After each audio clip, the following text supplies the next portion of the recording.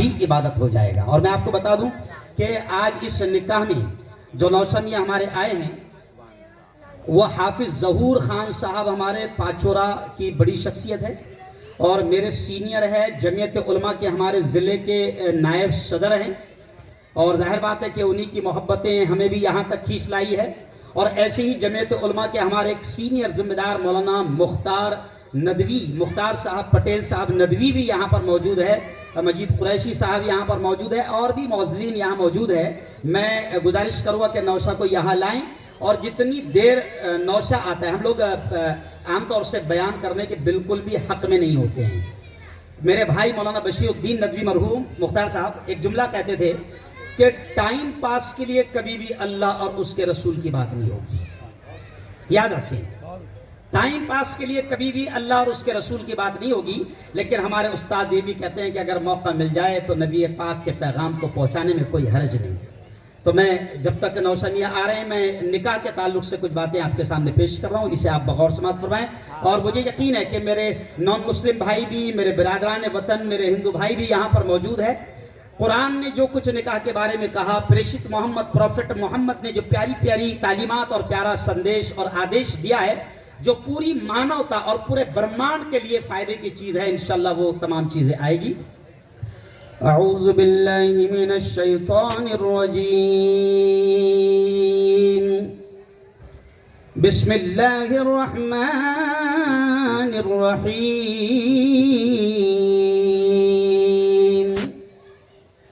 یا ایہا الناس اتقوا ربکم الذی خلقکم من نفس واحدہ وخلق منها زوجها وبث منهما رجالا كثيرا ونساء واتقوا الله الذي تساءلون به والأرحام إن الله كان عليكم رقيبا وقال رسول الله صلى الله عليه وسلم إن أعظم النكاح بركة أيسره مؤونة أو كما قال عليه الصلاة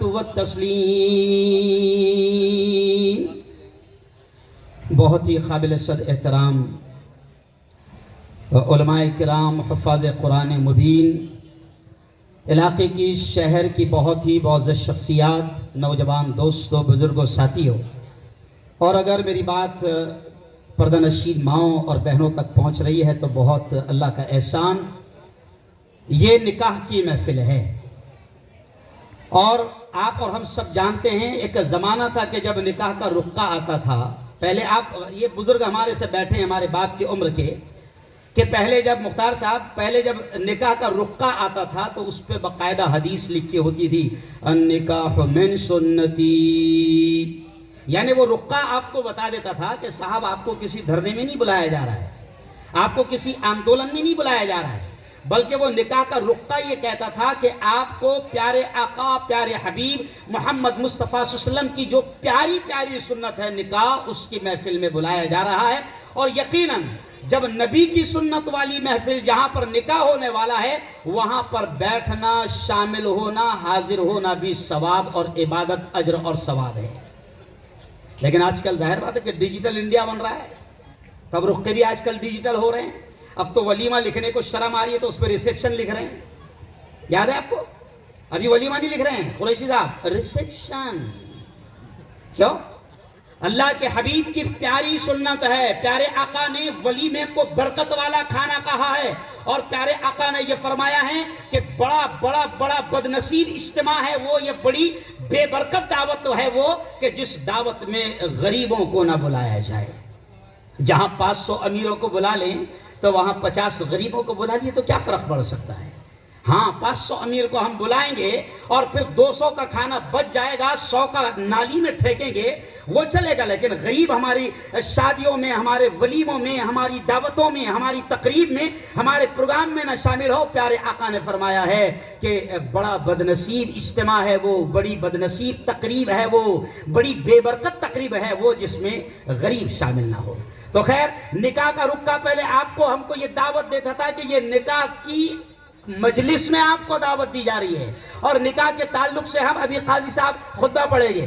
بڑی مشہور حدیث ہے، سب کو یاد ہو گئی ہے کہ جب نکاح ہوتا ہے تو قاضی صاحب وہ حدیث پڑھتے ہیں کہ پیارے آقا نے فرمایا النکاح من سنتی، کہ میرے آقا نے فرمایا، ہمارے نبی نے فرمایا نکاح میری سنت ہے، نکاح میرا طریقہ ہے۔ اور آگے قاضی کہتے ہیں فمن رغب عن سنتی، کہ نبی محترم نے فرمایا جو نکاح کی طاقت کے باوجود، نکاح کی حیثیت کے باوجود، نکاح کی قدرت کے باوجود نکاح نہ کرے فلیس منی، نبی نے فرمایا اس کا اور میرا کوئی رشتہ نہیں، اس کا اور میرا کوئی تعلق نہیں۔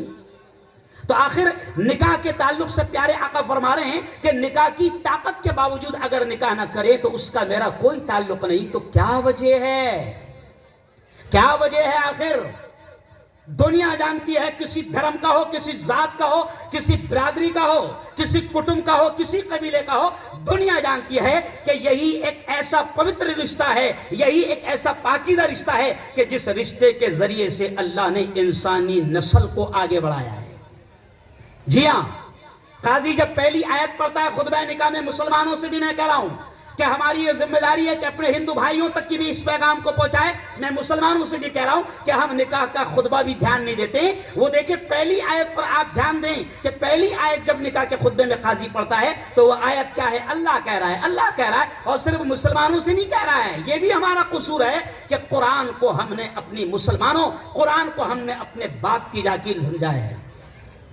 ارے یہ فرض ہے ہم پر، یہ ذمہ داری ہے ہم پر کہ پوتر قرآن کے پوتر سندیش کو اللہ کے جو رب ہے سب کا، جو رب العالمین ہے، جو رمیش، پرکاش، کیلاش، گنیش، ہارون، رحیم، رحمان سب کا رب ہے، وہ رب تمام انسانوں سے کہہ رہا ہے اپنی پوتر پوتھی میں، کیا کہہ رہا ہے؟ یا ایھا الناس۔ دیکھو کتنے پیارے الفاظ ہیں، میرے ہندو بھائی بھی سمجھ سکتے ہیں کہ مسلمان نہیں کہا جا رہا ہے، اللہ کہہ رہا ہے یا ایھا الناس، اے تمام انسانوں، مسلمانوں نہیں، اے تمام انسانوں، اتقوا ربکم، ڈرو تمہارے پروردگار سے، ڈرو تمہارے رب سے، ڈرو تمہارے پالنے والے سے، الذی خلقکم من نفس واحدہ، جس نے تم سب کو ایک جان سے پیدا فرمایا۔ اور ہمارا ماننا ہے کہ کوئی بھی ہو، پوری دنیا کے باپ آدم اور پوری دنیا کی پہلی ماں حوا،